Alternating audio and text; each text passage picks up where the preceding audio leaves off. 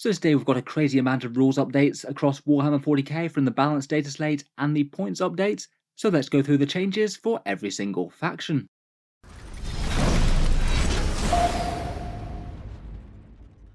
Hello and welcome back to Auspex Tactics, where today Games Workshop has given us a serious amount of content to chew over. Massive sweeping changes to just about every single faction in the game. We're now finally getting the confirmation on the things that are going to be changing for armies in the Balance Dataslate, and a massive amount of points increases and decreases as well. So as I'm sure most people will be well aware of at the moment, Games Workshop have been building up to their Arks of Omen release, and alongside these seasonal type updates, they also issue a bunch of FAQs and points changes. We've got three major parts of a digital update dropping today: the Balance Dataslate itself, the points changes for every single faction, and also a whole bunch of FAQs as well, some of which do make game changes, some of which are more sort of things to keep rules working that weren't entirely clear. All of these bits will go hand in hand with those new Arks of Omen tournament rules. They'll be fully revealed on Saturday. Most of it's been leaked already, including things like the Allies rules and things which were talked about in previous videos, though the main thing that we're perhaps waiting on for that are changes to secondary objectives and missions if there are any. That'll also impact just how well factions do in this whole new meta. The biggest changes from that are the new detachment, strategic reserves and allies and things, though to be honest I feel like all these points and rules changes will probably have a greater impact on the game. In this video we're going to try and summarise the lot of it. I'll perhaps focus on the rules changes from the FAQs, Balance Dataslate and the core rules changes to match play in general. We'll talk about the broad details of the points changes, and hopefully I'll make a few more focused videos going through points changes for each faction. Let's start off by talking about some of the core changes to the game though, and probably one of the biggest bits of news is confirmation that the thing that was rumoured is happening. Armour of Contempt is indeed gone. This one's going to be a big nerf to the durability of Space Marines, Chaos Marines and the variant Legions and the Sisters of Battle, though it is kind of interesting as to how much impact it's going to have on each of those armies. Some of them have had some fairly sweeping points cuts to try and balance it out, though some like the Chaos Marines and Sisters haven't really received anything, so they're probably just going to be a fair bit weaker and easier to kill on the whole. I must admit I kind of have mixed feelings about this change. A lot of people didn't like it as a bit of a bolt-on rule and one that made AP-1 weapons kind of rubbish, but on the other hand it did actually mean that Marines were kind of durable and hard to kill. I feel like we're going to go back to a time of invuls being super important for Marines, and otherwise they get gunned off the board with plasma weapons and things pretty quickly. It certainly is an interesting change for armies like Space Marines, which are struggling on the whole. For the core Space Marines, they've changed around their doctrines and objective scoring, plus given them some really massive points cuts, so I guess we'll see how they emerge after this. Next up, there's been some changes to how aircraft work in Warhammer 40k. Previously, I believe you could just field 2 in match play games. Now you can field 1 aircraft in combat patrol or incursion, 2 in strike force, or 3 in onslaught, so it's a bit more tailored towards game size. Perhaps the biggest change for aircraft though is that they must start in strategic reserve, which is now command point 3 in Arks of Omen, so it means that you can't have flyers lurking towards the back of the board all ready for an alpha strike turn 1. They've got to turn up turn 2, so I guess at least the impact of that is a little bit lessened. This really is quite a big nerf to flyers, I think. Armies that liked them, like Tyranid Harpies or Tau Sunsharks and things, just won't be quite as big fans anymore. Being able to zoom over and inflict damage right from turn 1 was one of their main appeals, even if it was a bit annoying to have to face against. I feel like we're going to see less of them as a result, and they also received a further nerf as well, which means that if they're flying straight off the board they can't bomb things as they go, and again that's a downside to things like the Dark Eldar Void Raven Bomber or those Sunsharks. They might not necessarily be unusable, but certainly the ones that were kind of borderline efficient anyway will be a lot less good. Again, this does feel like a bit of a kick in the teeth for Imperial Guard Valkyries, which you'd usually want to have on turn 1 to slingshot your scions into action. Another change is to indirect fire. We've still got that nerf that impacts ballistic skill and AP if you fire out of line of sight. That's still staying, though Guard had a core rule exemption to this, which is now completely gone. Kind of might be expected, seeing as they've got different ways of getting a +1 ballistic skill within their codex, but it does really mean that Guard artillery is going to be a pretty minor part of the codex at the moment. You're not going to get people spamming entire armies of it, I don't think. The damage output just isn't quite as efficient compared with, say, taking direct fire Kazakin or Russes. Otherwise, for the core rules, bodyguard abilities remain nerfed. They don't give complete exemption to being shot anymore. It's just getting lookout surf for nearby characters, even if you only have a small unit of bodyguards nearby. Finally, for core rules changes, it does look like we've got an official stance that Games Workshop is upholding that supplemental rules document have basically confirmed that things like the Skitarii Veteran Cohort and a bunch of other supplemental rules like the Terminus S Strike Force, they're no longer going to be match play legal, and I think that that's going to be really quite a big shame for the armies that it affects. Some of those armies of renown and things I thought were really quite well written and encourage a different playstyle without being OP, things like the Orks Speed War, or the fun stratagems and options for Blood Axes, and a few other good ones. In the stream they basically said that they're no longer match play legal, I'm afraid. It does look like Games Workshop aren't going to issue any sort of document extending their lifespan. I feel this was a bit unnecessary really. If we've only got another 6 months of 9th edition left, why not just leave them in till the editions end, rather than making their supplements go out of date even faster than they need to. Finally, from the FAQs, we've got one other interesting core rules change. Apparently, abilities that prevent you saving wounds with various mechanics, that will now also apply to things that have damage reduction abilities. Previously, things like the demon weapon Golax that would ignore things like Feel No Pains, or damage caps like Abaddon or Catan, but things that modify the damage characteristic rather than just stopped it, they still apply rules as written. Now these things won't be stopped by things like Death Guard's Disgustingly Resilient or similar rules for Space Marine Dreadnoughts or things. They're going to be punching on extra power against that, so this is basically quite a big buff for some already very good relics and things, like the Golax Demon Prince weapon, the Reaper of Obliterax for Tyranids, and that Guard Finial standard that was already a ridiculously strong relic, and now it's even more so, particularly for overcharged plasma. Overall though, of these core changes, I feel like the 1 to Armour of Contempt is the biggest single one. It's going to make running things with AP-1 a lot better again. A lot of armies are going to be a lot more fragile and kind of skewed towards being dangerous and damage dealing as opposed to being tough, though the other changes all do have some important impacts for certain armies. Let's go through the factions one by one and just go through the broad strokes of their Balance Dataslate changes and their points. First up, we've got the Mighty Space Marines, currently in a very bad place in terms of game power, and it is kind of interesting that Games Workshop's doubled down on that by giving them losing Armour of Contempt. This will mean that 2+ save units in particular won't like that, and things like Storm Shields will become taken just about wherever you can again, getting those 4+ invul saves and better armour. It also means that the faction-specific trait for Salamanders works again, that reverts back to its previous rule, ignoring the AP-1 of certain attacks. Space Marines basically got some huge points things, plus some big buffs to combat doctrines and objective scoring. Combat doctrines are kind of reverting back to how they had them in 8th edition. Rather than having to advance from one doctrine to the next, you can now opt to stay in Devastator or Tactical Doctrine as long as you want by the time that you've reached it. This is going to be a massive buff for Devastator Doctrine chapters, particularly Iron Hands I must admit. Getting those extra AP and re-rolling ones to hit with heavy weapons all game long is going to be a massive power boost to them. Not sure it's going to massively help the internal balance of Space Marine chapters. They were perhaps the most commonly taken Codex one anyway, and now that's only going to be even more the case. I suspect that Iron Hands are going to be a really popular chapter going forward. I guess it could help out some Tactical Doctrine ones as well, things like Ultramarines or Salamanders continuing with their unique doctrines into turns 4 and 5. It does feel like far less of a big deal though compared with Iron Hands. The doctrine change could also be pretty big for Dark Angels Ravenwing as well. They could continue in their Ravenwing doctrine for the whole game. Otherwise, we've got a boost to their objective scoring, something that's basically being called sticky objectives. If your troops control an objective in your command phase, then you get to control that objective even if you move off it, up to the point where your opponent can put some models on it themselves. Certainly gives Space Marine troops a little bit more of a purpose in a list. That is quite a nice rule to have. It means that you can be a bit more freeing. Your Space Marine squad can secure a point and then potentially go off and take the fight to the enemy if that makes more sense, particularly if the opponent doesn't have any units that can move fast enough to get to that objective after. The enemy can cancel that by getting on the objective at the end of any phase, so it isn't all that hard to take enemies off it if you do have units close. Still though, this is quite a nice quality of life upgrade for Space Marines. If you've got troops around, you won't have to choose too much between holding an objective and fighting the enemy, or going out to take another one off your opponent. There's also a change for Dark Angels as well. They've got some clarification on their Deathwing and Ravenwing detachments. It does look like it's actually reasonably bad news for them though. If you want to gain access to their 1st or 2nd company special rules, then in Arks of Omen they have to be taking up the entire Arks of Omen detachment, usually meaning that you're going to be having pure forces of either Deathwing or Ravenwing. I'd argue it's a bit less powerful than it is at the moment, when you could have that detachment and then some other Dark Angels units in say a separate patrol or something.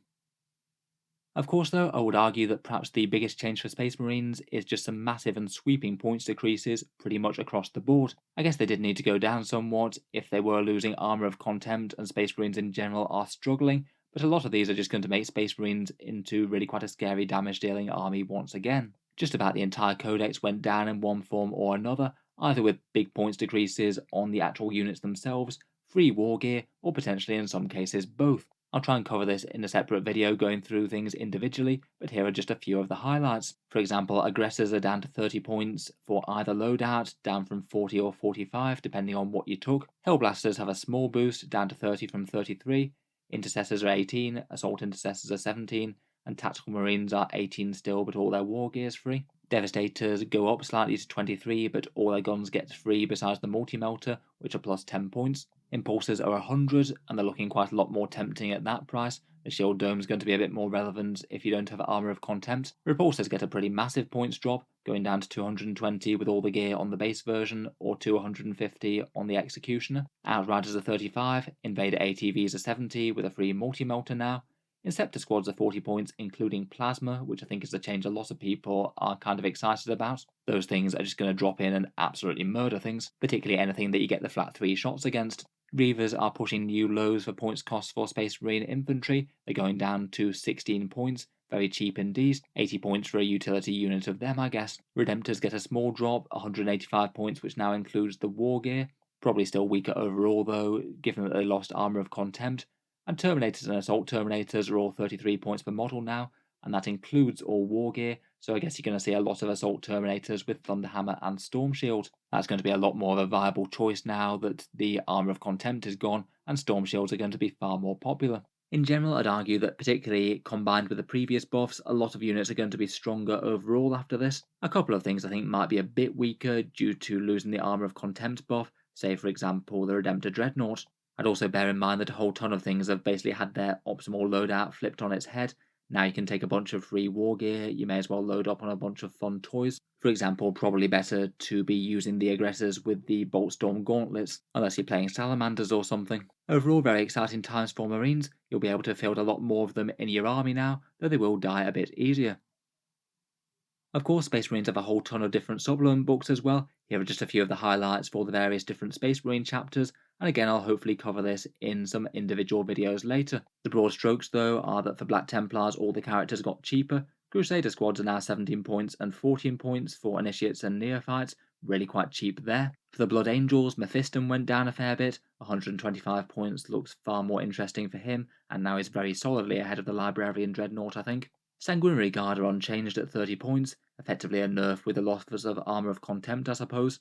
Death Company are 20 points and the jump packs are plus 3.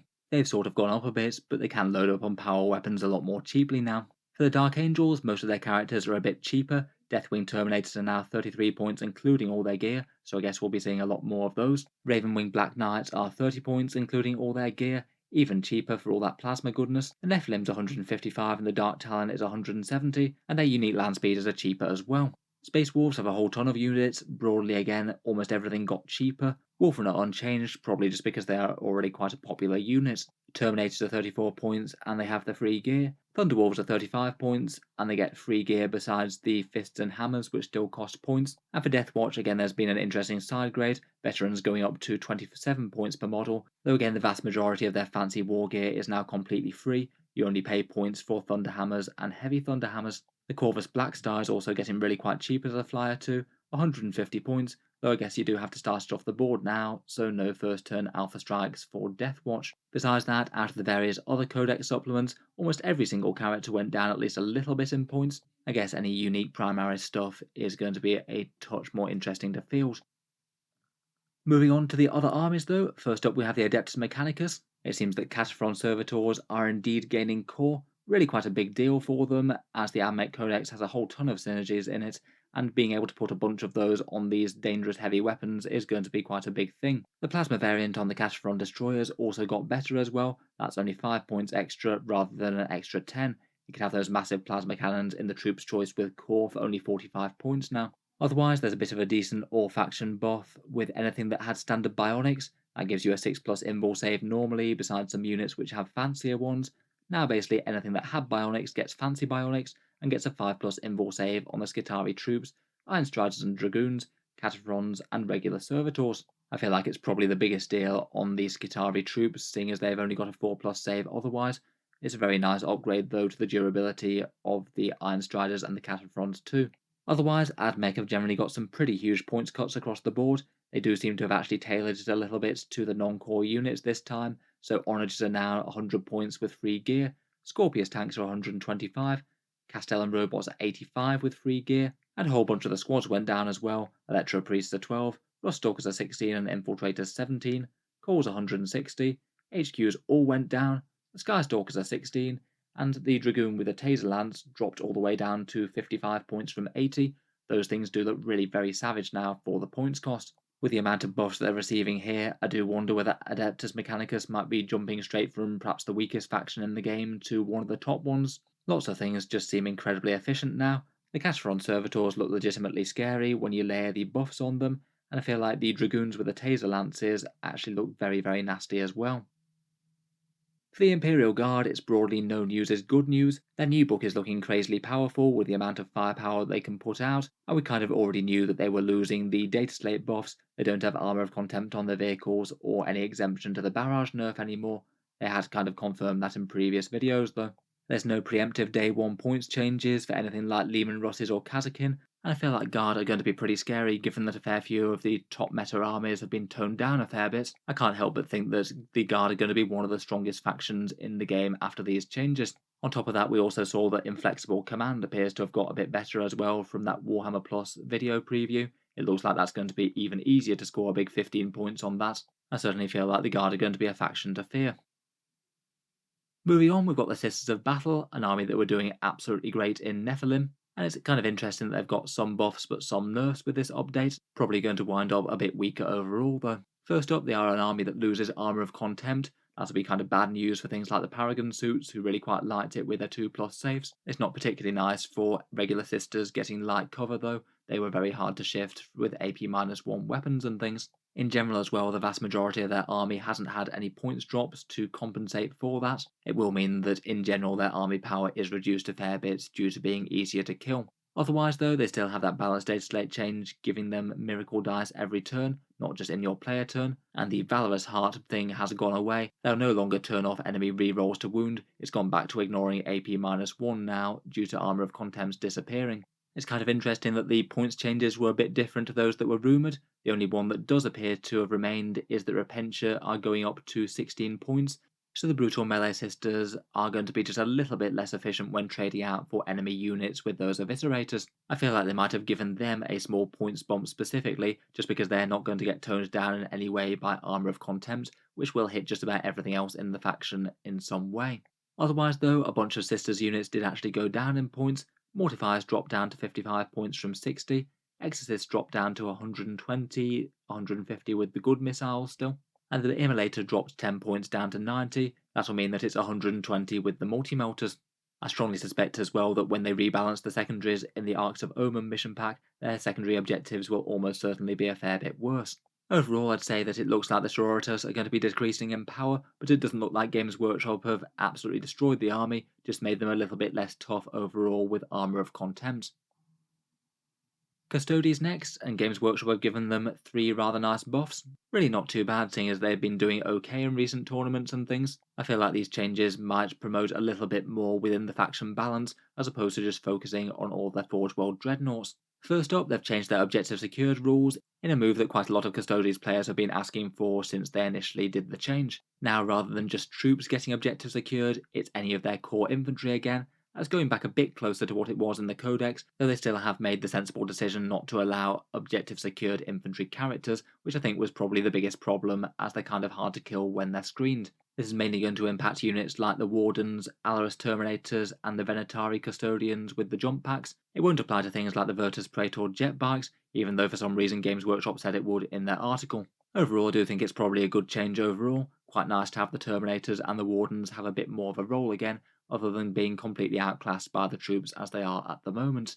The Custodes also got another couple of buffs though. They've regained the ability to use Esteemed Amalgam, Emperor's Auspice, and Martial Discretion multiple times per game, all of which are really quite big and important stratagems to them. You can turn off enemy rerolls, borrow other shield companies' traits, and manipulate your martial katars just a little bit better. Kind of surprised they went back on this change, to be honest. I'm sure it'll be popular with a bunch of Custodes players, but it does look like it's going to be a pretty significant power boost to a faction that wasn't doing awfully. I feel like this will probably just railroad people into taking Emperor's Chosen just that little bit more though. Esteemed Amalgam is very good. Otherwise, they have still retained some nerfs on the balance data slates to Emperor's Auspice and the Arcane Genetic Alchemy strats. They can't be used on the Virtus Praetors. And then in the points change section, it's broadly everything is similar. The only change is that the Sisters of Silence went down in cost a bit. Vigilators and Witch Seekers are 12 points, and the Troops Prosecutors with the Bolters are 11. That seems sensible enough to me. I guess the Troops Prosecutors aren't going to be quite as relevant as they were. Not now you don't need to take troops in Arks of Omen, plus the fact that there's going to be more objectives secured going around in general. Might be worth a unit or two just to provide some anti-psychic shenanigans and do some cheap actions or things. Broadly though, it does feel like Custodians have come out of this pretty nicely, particularly given nerfs to a bunch of other factions and the loss of Armour of Contempt. Next up we've got the Grey Knights, again another faction that will be losing Armour of Contempt, in particular not so great for Paladins with their Armoured Resilience that could get up to some pretty decent durability and one of their best units. I guess within the in-army faction balance, it does make Dread Knights a bit more interesting again. The 2+ armour is a bit more valuable if the rest of your army isn't getting a +1 to your saves most of the time. Otherwise, most of the army got some fairly decent points buffs pretty much across the board, though I would say that it's probably to the level where it sort of balances out with the Armour of Contempt changes rather than going above and beyond on most of the units. All the HQs besides the Grandmaster Nemesis Dread Knight got cheaper, Terminators went down to 35 points and got some free gear, though I still think they're going to be kind of close in competition with the Strike Squad. The Strike Squad's probably going to outcompete them as they went down to 20. The popular Interceptors went back down to 24 points, so I'm sure they'll still be in good play. Paladins were unchanged, but I think they picked up some free Psy Cannons, and a bunch of vehicles get some free war gear, things like Land Raiders being able to take free multi-melters, Razorbacks getting their choice of guns for free, kind of similar to the Space Marine changes. Overall, I feel like there are some helpful changes here, but overall I can't see the Grey Knights being particularly stronger than they are at the moment. Maybe not ideal with them struggling pretty hard already. At least they did get around to fixing one thing for them though. They had an FAQ to fix that Demon Slayer Warlord trait, which now does go back to ignoring Demon Invul saves again. Previously it was kind of useless. I do like the way though that we've gone from Invul saves to things that ignore Invul saves, to the Demon Super Invuls that basically are unmodifiable saves that they always get, and now we've finally got something that ignores those. It definitely does make sense that the Warlord trait does something though, but it does seem like a bit of a peculiar arms race. For Imperial and Chaos Knights, again it's broadly been some light touch changes here. Probably the biggest thing is their Knight Lancers detachment, which now is a simple and predictable patch, which just basically means that an Arks of Omen detachment gets you one free character, just as the regular Knight Lancers do otherwise. They basically just errata that rule to say if you're using an Arks of Omen detachment you get a free character, and otherwise play the Knight Lancers as previously. Otherwise, no enormous major rules or points changes. There was one important one for the Imperial Knights though, which is that calculated targeting mortal wounds on 6s one for the Mechanicus Knights. That one is confirmed to be affected by enemy modifiers, so if your weapons are -1 damage, they won't be doing as many mortal wounds. Otherwise though, I feel like Knights have come through this pretty well. A slightly better detachment than they had before. Free strategic reserves will be useful. Allied Free Blades and Dread Blades will get a bit of a boost because they don't cost CP anymore. So I guess that's at least a few helpful things there. Lastly, for the Imperium, we've got Imperial Agents. Again, kind of minimal changes here. I feel like the only big change that I can see is that the Assassins go down to 90 points each. They were previously 100, and that wasn't particularly impressive to be honest. I still don't think that they'll be auto-include strong or anything at 90 points, but if you want to bring one along, it's now less of a bad choice than it was before. Otherwise, I feel like Imperial Agents will quite like the new Allied Detachment rule. You can now field a whole patrol of them and not have, say, your Inquisitorial Henchmen break your army-wide special rules. That was a bit sad. I think it's kind of cool if you want to run a fun section of Imperial Allies, and they do also have the miscellaneous datasheet section for things like Imperial Navy Breachers and Voidsmen at Arms, if you do want to run those. Chaos Marines next, and it does look like it's broadly bad news for the followers of the Dark Gods. At least in terms of the strongest armies at the moment, they've taken a few really quite big blows. First up, Armour of Contempt I think is really quite a big deal for these guys. Chaos Marines were generally doing a fair bit better than standard Space Marines in terms of tournament games and things, but they've basically taken the durability nerf that is losing it, and not gained anything in return like big sweeping points cuts that the Space Marines had, or any of the other army-wide special rules like the sticky objectives. Iron Warriors will be changed a bit again, ignoring AP-1 rather than turning off wound rerolls. Otherwise, one of the strongest sub-factions in Creations of Bile has been reined in fairly drastically. Their whole thing was basically fighting on death. Now they only do it on a 4+ rather than automatically, meaning they're no longer such a terrible matchup for melee armies, though it will still be a nice rule when it takes effect. Seeing as the fights on death thing was the primary reason to take them, I do feel they're probably going to get played a whole load less now. Maybe armies like Emperor's Children, Word Bearers and Black Legion rising to the fore as some of the best Chaos Marines to run. Otherwise, for points changes, we've got a couple of nerfs. Abaddon the Despoiler goes up to 350 points, up from 300.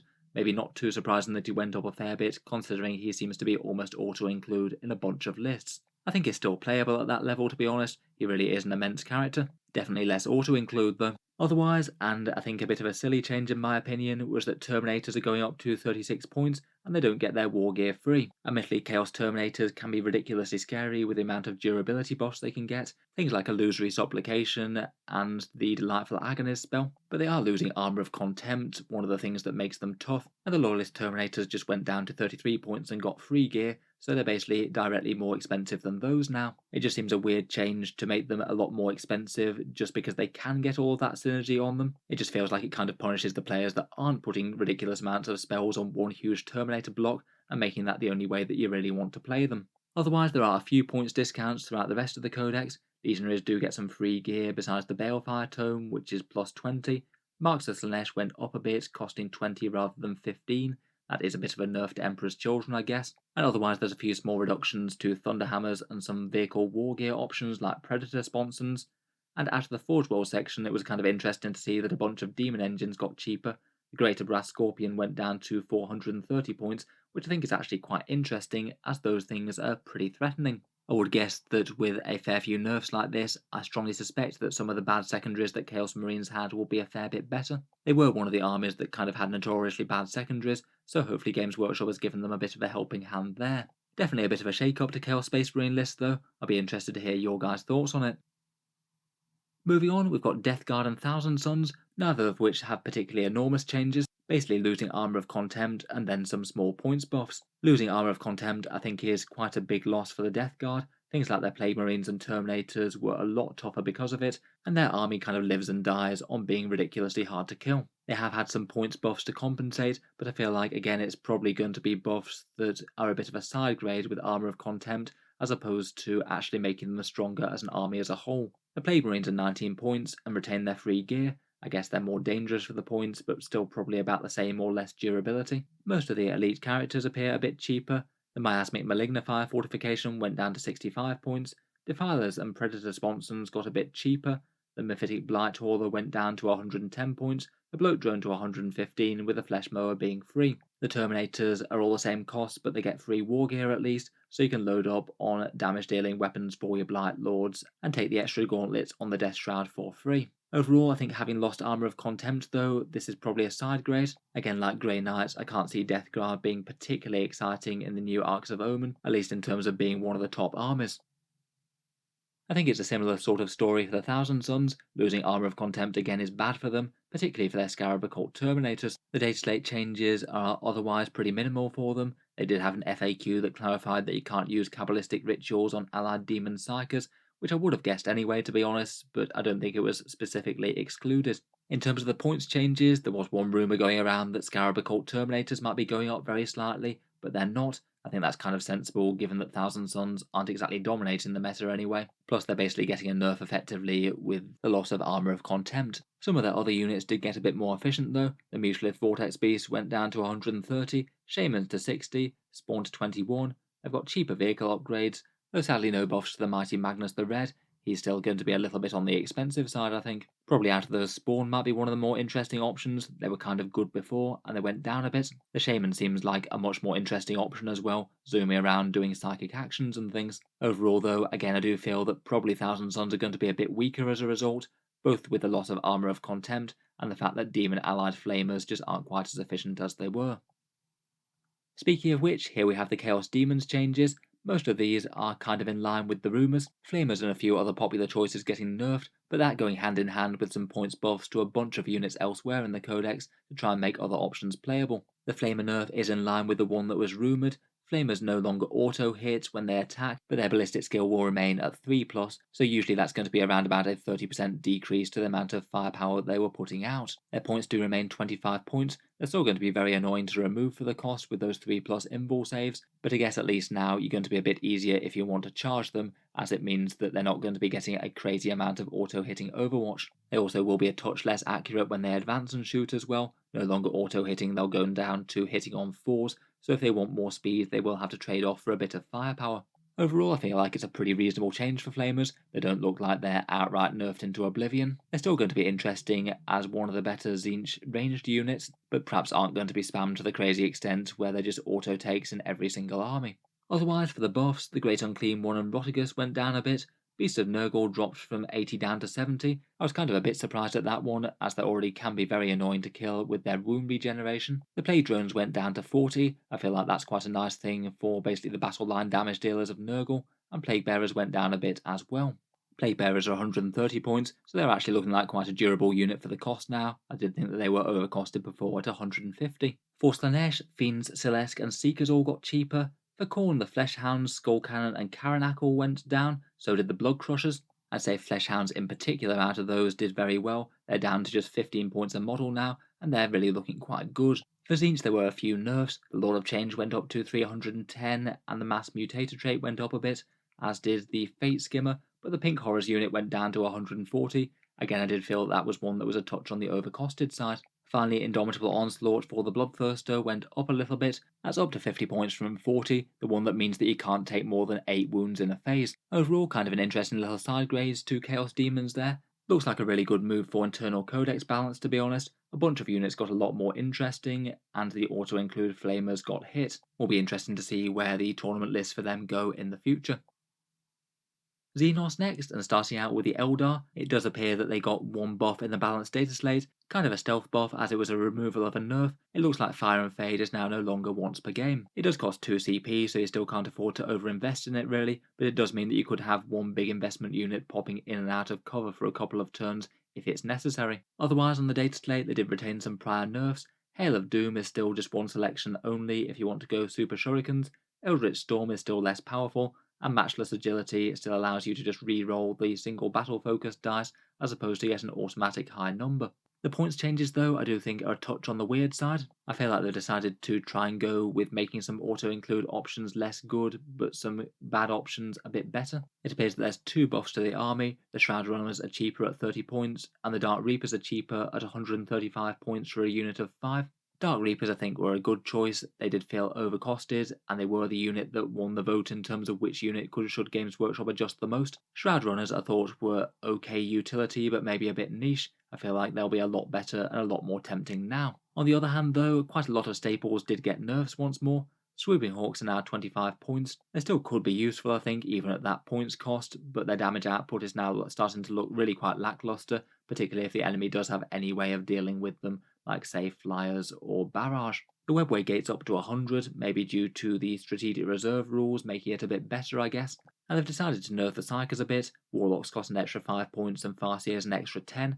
I don't think it'll really change selections at all at those costs, they'll still be taken in droves, but Eldar lists are just going to have a few less points to play with as a result. Probably taking the crown for the worst points change that I've seen so far are Wraithguard Death Size going up 5 points to 50 for some reason. Absolutely no idea why they've chosen to do that. They weren't exactly a competitive unit that were being run in any great numbers. Don't know if that's an error or is some sort of response to another change that they plan to make to them in the future. I can't see anywhere that they've changed their gun profiles or anything. Overall, it does seem like it's broadly going to be a nerf for Eldar, though I guess they'll be a bit better against Armour of Contempt armies with the higher saves. I'm not really sure that Eldar needed another nerf, to be honest. Inari were kind of doing okay, but the points nerfs here seem to have fallen more on units that are just generally helpful to Craftworlds overall, and Craftworlds overall were kind of doing pretty average. Moving on, we've got the Drukhari. Again, a codex that's been kind of doing pretty middling, not too terribly, but not too strong either. They've seemed to have received a bit of a side grade with these changes. The only Balance Dataslate change that I can see is that the slightly toned down movement of the Agile Hunter's Witch Cult has gone away. I did feel that that was a pretty weird change at the time, taking away a very small amount of mobility from them on certain units. Just seemed a bit pointless overall on a Witch Cult that is okay, but not absolutely spectacular. Otherwise though, most of the changes are staying. Talos and Kronos still aren't core. Dark Technomancer still doesn't work with liquefy guns and things, and Artists of Flesh doesn't apply to vehicles. Points-wise, Games Workshop just seem to have made some small tweaks. Both Rax and Homunculi have gone up a tiny bit, Rax to 9 and Homunculi to 80. Witches have gone down a point from 11 to 10, and the Beastmaster from 40 to 35. I'd say overall, in terms of points, that's probably a small nerf to Drukhari overall. Rax were a pretty efficient troops unit to have, though it is quite nice to see witches being a bit more dangerous again, and they're going to be a lot more tempting to take with the AP-1 blades that they have, going to be a lot more effective against Space Marines now Armour of Contempt is history. Otherwise though, I guess they'll be impacted by losing their Witch Cult of Strife option. That supplement won't be match play legal anymore, so they'll be losing things like their Careful Approach and a Fighty Succubi combo. And at the moment at least I can't see any obvious Arks of Omen detachment FAQs yet. I was expecting them to have an equivalent FAQ to the Imperial Knights as to how they'd work, but so far I can't see anything that allows them to run their multiple patrol setup in Arks of Omen. I suspect that they'll have something to those lines, unless they just expect you to run real space raids. I guess we'll wait and see on that front. Overall, I'd say this is probably a small nerf rather than a buff, but armies losing Armour of Contempt will certainly help out a bunch of Drukhari attacks. Next up, we've got the Harlequins, and Games Workshop really do seem to have taken the hammer to them quite a bit again, but they do seem to have given them at least a couple of buffs in return. In general, I do think that Harlequins are going to be a lot weaker after this update though. Basically their 4+ invul saves all became 5+ across the board, and anything that had a 3+ will become a 4+. Games Workshop's reasoning for this in their update was that they just needed to be a bit more of a glass cannon army if they've got all that mobility, having to focus on moving and hiding and not being quite as survivable when the enemy catches up with them. I guess Harlequins arguably are one of the very strongest factions in the game and have been for a while, though this does seem like a very, very big nerf to them, particularly stacking on top of the previous nerfs that they've already had, the Light Sadath being worse in 2 different ways, Lux rolls being limited to just the ones that you gamble for, and the Dark Sadath getting only 1 mortal wound on the 4+ when they die. There are a few trade-offs though. It looks like they have changed some nerfs to Mirror Architect and Favour of Segarak. Mirror Architect is the Shadowseer one that counts your units being a bit further away. Instead of just having that apply to one single unit, it now affects multiple units again, but now it's a really big points upgrade at 60 points on your Shadowseer. I feel like at that kind of points cost it's still going to be a pretty painful thing to pick up, even if it is very handy for negating certain weapons. I still would guess that at 60 points that is a bit too much though. The other change was to Favour of Segarak, the one that had the slightly janky combo with the Death Jester, where it meant that you could get a lot of mortal wounds on your target. It now looks like that's back in force, and that Death Jester build might well return as one of the very best snipers in all of Warhammer 40k. Again, rather than limiting the ability itself, they've now chosen to increase the points for cost for it, and that's plus 40 points for the Harvester of Torment on the Death Jester, and that's going to be quite nice to combo with Favour of Segarak. I feel like that one probably could be worth the points on a character screen's Death Jester still, a bit of a fast-moving Death Machine sniper that can put the smack down on enemy characters. Like the Craftworlds as well, they'll also not have to contend with Fire and Fade only being once per game, so that one's a bit more viable, say if you wanted to run a big unit of Void Weavers, and then have them jump out, shoot, and fall back behind terrain. You could now potentially do that for multiple turns in a row if you had the command points for it, plus it's pretty handy on other units going up the board if you did need to shoot and then hide behind some cover. Overall though, I don't feel like all of that's going to outweigh the invul saves getting so much worse. I feel like Harlequins are definitely going to be a whole ton weaker as a result. I still feel though with the tricks they've got, they're probably more in the mid-tier sort of armies as opposed to being lowest of the low. I can see a bunch more people just choosing not to play them though.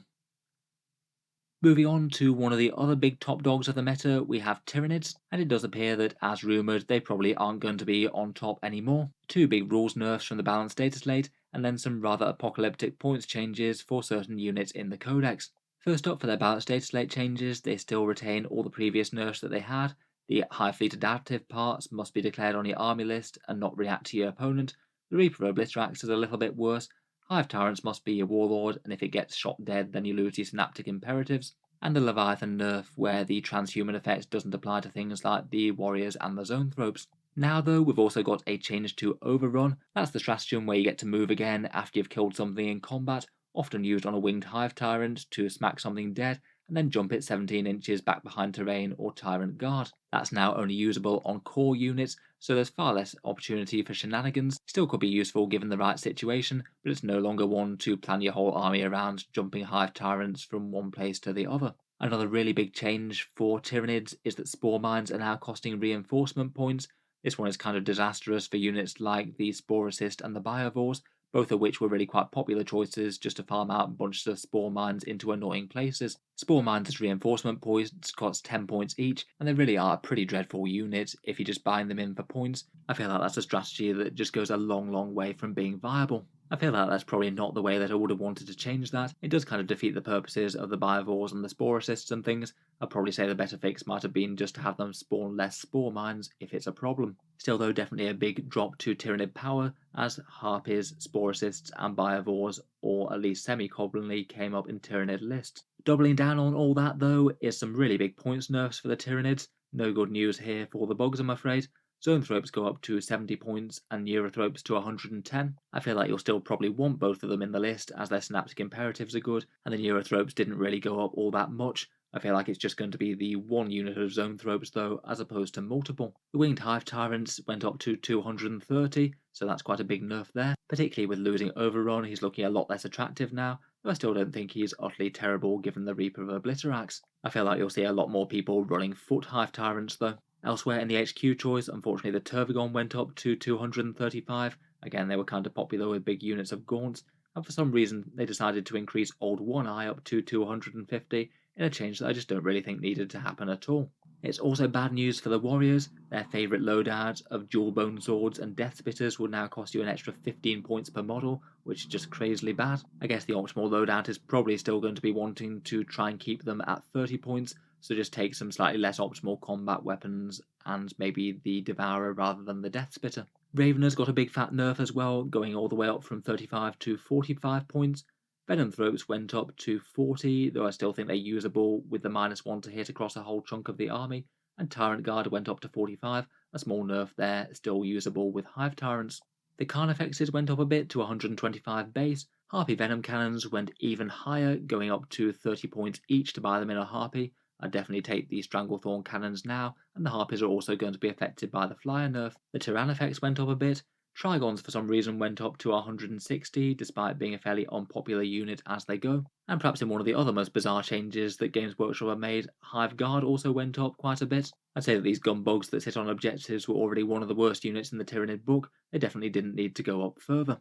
Overall, in general, it is really quite bad news for Tyranids, I'm afraid. They have been on top for a whole load of time now, despite getting multiple big nerfs to the face. I still think that they will have some interesting units in the Codex. Maybe people will be going a bit more towards things like spawns with Gorgon or Hydra or something. And there are some decent enough units that weren't really touched too much. I suspect that this is finally enough to push even the best Tyranid lists back down to mid-tier though. They're probably not going to be one of the strongest armies in the game, I would guess. For their cultist allies, the Genestealer Cults have got a couple of things. One of the most interesting anticipated updates was the Brood Brothers rules change. This is how they're going to be able to pinch the Astra Militarum's war gear and log it into battle. The keywords didn't really work with the previous codex, so it's updated those. They can only take units with the regimental units, so no Scions or Abhumans and things. Or I guess no Abhumans besides their favourite ones with 3 or 4 arms. On top of that, they also do list a whole bunch of specific units that you can't take. No named characters, which isn't a surprise. Nothing with a specific regimental tag, which I would have guessed as well. So no Cadian Shock Troops or Kazakin, for example. No Kaschan Jungle Fighters, Death Corps, or no Rough Riders as their Attilan. You also can't take Preachers or Regimental Attaches. I'd say the only quite big surprise that I feel like they didn't really need to do is that apparently you can't take any Field Ordnance Batteries either. I really don't know why they decided to make that change, particularly seeing as they can take pretty much any of the tanks or heavy weapons otherwise. Broadly speaking, it's a fairly sensible list. I would have certainly allowed Field Ordnance Batteries. They don't seem like there'd be a problem in any way. But they will be able to bring a whole load of guard power to the table. Particularly the Mighty Leman Ross is something I think that the cultists would definitely like to steal. As per the rules in their codex as well, they don't get any sort of regimental trait or born soldiers or anything. It's replaced with the Brood Brothers trait for the unquestioning loyalty and extra leadership.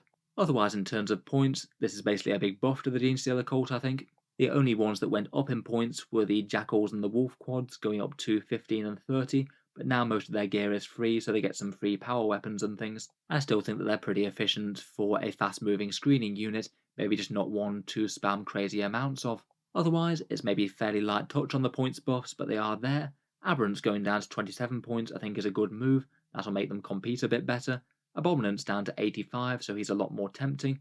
A bunch of the characters drops. The Primus, the Icon Ward, the Locust, Reductus Saboteur, and Clamorous are all cheaper. Most of those might have been a touch underwhelming before, but in particular the Primus was quite a common competitive staple. Having him cheaper is quite nice. You also get slightly cheaper cult icons as well, so it's only 10 points to put one of those in your neophytes or acolytes, and summon the cult for some reinforcements. Overall, this looks like broadly very good news for the Genestealer Cults. Armour of Contempt going will certainly help out with their melee power too, and then a bunch of points drops and some easier access to new and very shooty guard firepower I think is generally going to be a whole load of good things. Moving onwards with the other Xenos, first up we have the Tau Empire, and this is a pretty bad update in terms of power for them. Some of their competitive staples are getting worse. On the Balance Dataslate there's not really anything new or taken away. They retain the previous nerfs that they had. Monkar's not quite as dangerous, the Farsight Enclave's trait is a bit nerfed, Broadsides still have no core keyword, and you can't double stack things like photon grenades or the repulsor impact field with other things that modify charges.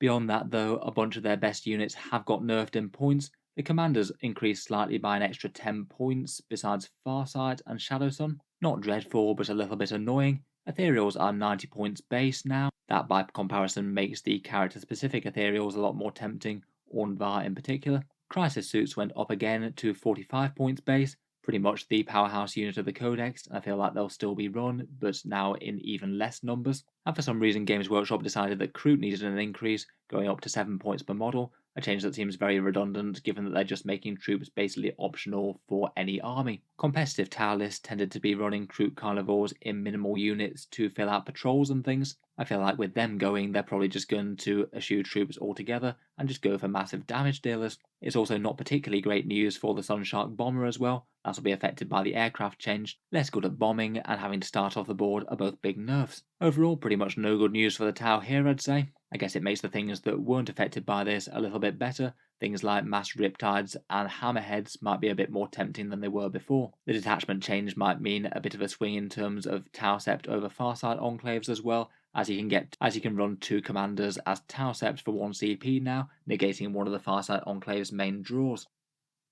Next we've got the Greenskins, and again it's at least reasonably light touch changes. Orks I would have rated kind of middling to low in terms of power, just a lot of their codex is a little bit on the weakish side, and I feel like some small points buffs across a whole ton of different units might have made sense. On the Balance Dataslate they've got their previous rules, slight restrictions in the amount of buggies that they can field, plus the better WAR with the invul saves and the +1 strength and attacks. I guess I would say that in terms of Armour of Contempt, choppers in particular on the boy squads will quite enjoy that going away, so you get your AP -1. Otherwise, within the datasheets, a fair few edge case things went down. Flash kits I felt like they were very overcosted, they've dropped from 25 points down to 20, they might be getting to the point where they're genuinely quite interesting with their firing twice stratagem. Killer cans I think are going to be a bit more tempting as well. They were 35 points and they went down to 30. I feel they're genuinely quite a good unit now. They were okay at putting mass ramshackle wounds on the board already, and now that's going to be even cheaper, and even their rocket went down a bit, only costing 10 points. They just seem a very good unit for only 30 points, but you probably only want to field so many of them due to morale purposes. The Gorkanaut and the Morkanaut both got a fair bit cheaper, though I'd still say probably not to the point where they're actually looking incredibly great. The Stomper was unchanged. The Pain Boy drops down to 60 points, a bit better if you want that feel no pain, and I guess he does have a little bit of melee threat himself. Knob combi weapons throughout the army all go down to 5 points now rather than +10, a lot more usable if you want a little bit of rocket firepower and stuff as you move up. In the actual knob unit, the melee weapon went down a bit as well. Big choppers are completely free and power claws are +5.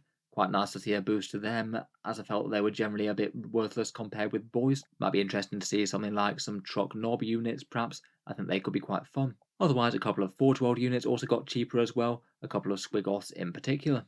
Overall, broadly good news for the Orks I think. I guess the planes won't quite like starting off the board quite as much, freebooters Alpha Strikes won't be quite as nice with that. Overall, out of these changes, I feel like perhaps the Knob War Gear is actually quite decent, plus the Killer Cans I think are perhaps maybe the biggest winners out of this. A unit that was kind of borderline good already, now has been pushed to the extent where I think it actually is quite good. Moving on to the Necrons, and again it's a kind of interesting mixed bag of changes here. In Nephilim, Necrons are basically being carried by their objective rules, the Obsec plus pre-game move plus standout good secondaries, despite having an army that wasn't enormously great in terms of damage dealing. It seems that Games Workshop have made the change that I might have predicted, worsening their objective scoring rules, but also giving their units actually some decent buffs and some very good points cuts. On the objective rules type of thing, the Internal Conqueror's one that's quite commonly selected with the pre-game move, that can no longer be selected with a Circumstance of Awakening, so if you want army-wide OBSEC, you're best off going Nihilak now. It's flatly superior to Eternal Conquerors in every way. It will be a bit of a nerf to Necron primaries, though I guess Nihilak does have its advantages, making your units a bit tougher with their Eternal Guardian and things, though it does look like a few of their secondaries have been mildly toned down, not quite delivering you quite as many excessive victory points, though the ones that they previewed still seem fine. On the Balance Dataslate, they've largely kept the same changes. They changed their command protocols that they had, the one that means that you don't need to stick close to nobles and you get one all game long, plus the core keyword on most things besides Doomstalkers and characters. In general though, the Necrons did pick up really quite a lot of quite decent points buffs out of this. Monoliths went down to 270 points. I feel like they might be getting to the point where they're genuinely quite good now, seeing that as they've got core. The Obelisk is 270 points as well, and still outclassed. The Tesseract Vault comes down to 360. Warriors got a fairly nice points decrease down to 11 points from 13. That'll make them a lot more tempting to run a bit of a silver tide, I guess. Though I do think that that was pretty necessary, to be honest, as otherwise they'd be super redundant in the Arks of Omen detachment, not having to run them, and also Necrons often having army-wide OBSEC anyway. Might see a bit of a resurgence of big blocks of warriors with Gauss Reapers teleporting around with the Veil of Darkness. Otherwise, Ghost Arks are 115, Death Marks are down to just 13 points now, the Triarch Stalker is 110, the Doomsday Arc goes down to 145, catching up even further on the Doomstalker, which is only 130, and the Doomsday Arc just feels like it outclasses it so badly now. Aside from Warriors, I feel like one of the other really good points changes is to Tomb Blades as well. They were already pretty solid at 20 points, now they're down to 18, to the extent where I feel like most lists are going to want to run them if they've got the slots free. A core unit with OBSEC for just 54 points and some actual OK shooting threat is pretty nice, they just seem remarkably efficient. Otherwise, the Triarch Praetorians are down to 20, and a few Forge-World units got cheaper as well, such as the Canoptic Acantharites. Overall, I feel like Necrons have actually come out of all these changes really quite well. The secondary objectives don't seem as toned down as I thought they might have been. Admittedly, we don't have the full list yet. You can still have army-wide OBSEC with Nihilak, though I guess some lists might be a bit more tempted by Novok or Mefrit or something, and a bunch of units in the army do seem a bit more tempting, perhaps Warriors and Tomb Blades in particular. Overall, I'd say it's pretty decent changes for Necrons. I'll be interested to hear your guys' takes though. Finally, last but not least, we come to 40k's new Space Dwarves, the Leagues of Votann, and this kind of fits fairly well with what was rumoured. A small points changes to a fair few things, though nothing drastic. Interestingly, it's mainly small nerfs, but with one buff. For the nerfs, the things that went up were the Hearthkin Warriors, 1 point to 13, the Carl to 90 points, the Fighty Ironhair Champion to 120, the Grimnir to 100, the Chthonian Berserks to 33 from 30, and the Land Fortress to 310 from 300. Leagues of Votann still were doing pretty well in tournaments and things, despite all their previous nerfs, including that Judgment Token one, which still remains. I'd say out of these changes, though, I'm perhaps most surprised they gave an extra nerf to Hearthkin Warriors, but didn't decide to give any nerf to the Hernkin Pioneer Bikers, which I personally would have rated as a much more competitive unit overall. They've got a pre-game move, objective secured, the option to move 24 inches in a turn, and some actual quite decent firepower that works great with Judgment Tokens. I just can't help but think that in Arks of Omen detachments, people are just going to build around the fast attack selection for the Votann, and spam out 3 big units of those, perhaps taking minimal or no Hearthkin. Just seems a bit odd, as I would have argued they were one of the strongest units in the Codex, yet are one of the few that aren't touched. Otherwise though, for the bit of good news for the Leagues of Votann, the Brockia Thunderkin went back down to 35 points. That was their price before Games Workshop put them up before. I feel like that's a sensible change, and now they're a lot more in line with the other units after these adjustments. Still probably most interesting either with the Grav Guns or the Beam Guns. I feel like their change is a bit of a win for internal Codex balance. Overall, certainly a bit more of a tone down for Leagues of Votann overall. I guess they'll be heading somewhere a bit more towards the mid-tier of 40k armies, though I guess having Void Armor, now they're the only faction that has the equivalent of Armor of Contempt, and that'd be quite nice if a lot of people start running AP-1 weapons again. So overall, it's a pretty spectacularly big 40k rules update. There's going to be a whole load to unpack here and see what sort of things work for different armies going forward, particularly with all the changes to the Arks of Omen missions and things, which I guess we'll have revealed in the near future. Let me know your thoughts down in the comments below, as always, and let me know any other implications or things that I might have missed. I know I didn't cover every single points change here. We'll hopefully go through in a bit more detail for more factions. If there's anything super important though that you think needs talking about, I'll have a good read of the comments and try and address things in later videos. If you have enjoyed the video, then feel free to subscribe to Auspex Tactics. I will be going through things like points changes for the Space Marines and others. Hopefully there should be a whole bunch of videos out in the not too distant future. Finally, if you have been enjoying all the videos on the channel, I would just like to mention that Auspex Tactics does have a Patreon page, and that's how I can spend so much time making 40k rules update videos and things, rather than spending all my time working on a different job. If you have been finding these updates useful, any support is enormously appreciated. The channel's Patreon page is linked in the video description. Channel patrons do get a few advantages, seeing certain videos early, regular votes to see what sort of things happen next on the channel, and automatic entry into the regular prize giveaways with the chance to win some really big model kits each month. If any of that sounds good to you, or you'd just like to help support, the link is down in the video description. In any case, an enormous thank you for listening, and I'll hope to see you guys next time.